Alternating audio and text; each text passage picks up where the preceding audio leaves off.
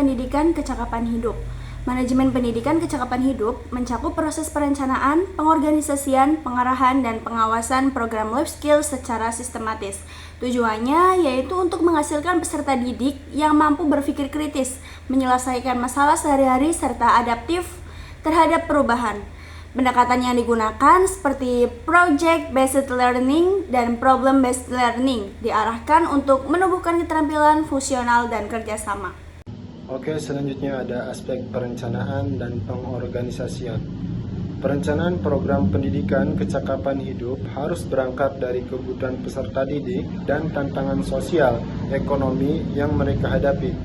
Kurikulum dikembangkan berdasarkan kompetensi yang relevan dengan era digital. Dalam pengorganisasian diperlukan struktur kelembagaan yang fleksibel, tim pelaksana yang solid, serta kolaborasi antara guru, tenaga teknis, dan mitra eksternal demi menjalankan program secara efektif. Baik, selanjutnya yaitu evaluasi dan pengelolaan sumber daya. Jadi, pengawasan dan evaluasi dalam pendidikan kecakapan hidup tidak hanya berfokus pada hasil belajar akademik saja, tetapi juga pada perubahan perilaku dan kemampuan mandiri peserta didik. Untuk mendukung hal ini, pengelolaan sumber daya menjadi aspek penting, baik dalam hal pelatihan guru, penyediaan alat praktik dan media pembelajaran, maupun pengelolaan anggaran secara efisien agar program berjalan berkelanjutan. Konsep moderasi beragama dalam pendidikan. Moderasi beragama dalam dunia pendidikan berarti menanamkan nilai-nilai seperti sikap tengah, adil, seimbang, dan toleran. Pendidikan tidak hanya menjadi sarana mentransfer ilmu, tetapi juga membentuk karakter yang terbuka terhadap perbedaan, tidak mudah terprovokasi isu sara, dan menjunjung nilai kemanusiaan. Di era digital saat ini, penting bagi pendidik memiliki wawasan moderasi yang kuat agar dapat menjadi teladan dalam mengajarkan ajaran agama secara damai dan bijak. Di sini juga ada nilai-nilai moderasi beragama. Nilai-nilai utama dalam moderasi beragama yang harus diinternalisasi dalam lingkungan pendidikan meliputi toleransi, keadilan, dan penolakan terhadap kekerasan. Toleransi diterapkan melalui penguatan materi pembelajaran yang multikultural dan kegiatan lintas agama. Sementara keadilan ditunjukkan dengan pemberian hak kesempatan belajar yang sama. Sikap anti kekerasan ditekankan melalui pendidikan damai, sanksi atas ujaran kebencian, dan pelibatan siswa dalam kegiatan sosial lintas kelompok.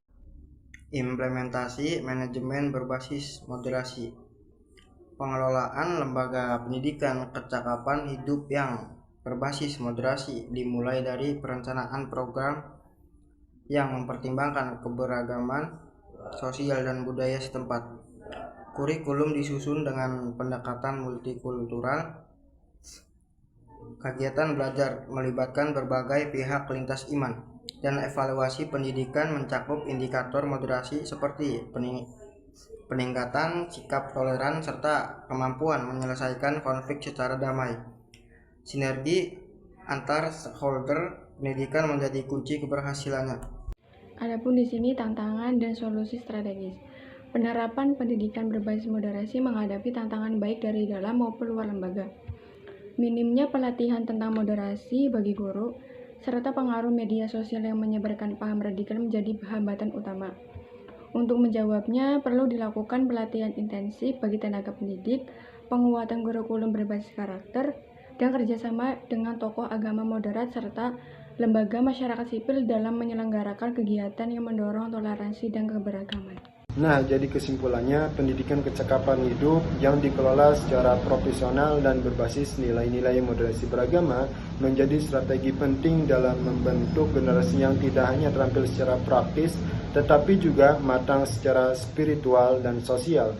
Di tengah kompleksitas masyarakat multikultural dan tantangan era digital, lembaga pendidikan dituntut untuk menjadi ruang yang aman dan inklusif bagi semua peserta didik. Moderasi beragama menjadi prinsip utama dalam mengarahkan pendidikan agar tidak terjebak dalam arus ekstremisme, intoleransi dan kekerasan, melainkan mampu melahirkan individu yang toleran, adil, dan berjiwa damai. Dengan perencanaan yang matang, pengorganisasian yang kolaboratif, serta evaluasi yang menyeluruh, lembaga pendidikan dapat berkontribusi secara dalam membentuk peradaban yang harmonis dan berkelanjutan.